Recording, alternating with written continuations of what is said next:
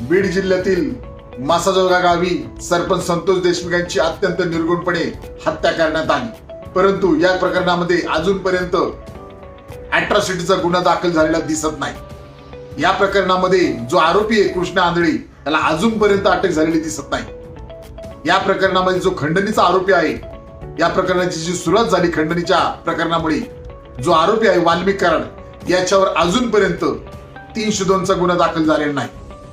या प्रकरणामध्ये अजूनपर्यंत सरपंच संतोष देशमुख यांच्या कुटुंबाला थोडा पण न्याय मिळालेला दिसत नाही।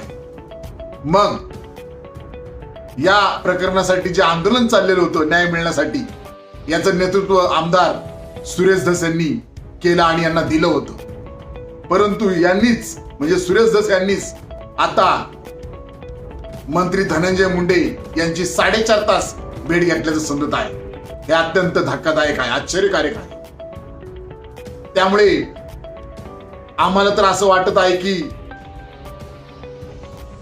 जी जनता आहे न्याय मागवती, न्यायाच्या प्रतीक्षेत जी जनता होती, त्यांचा आमदार सुरेश धस यांनी केसा नाही गळा कापल्याचं स्पष्टपणे दिसत आहे।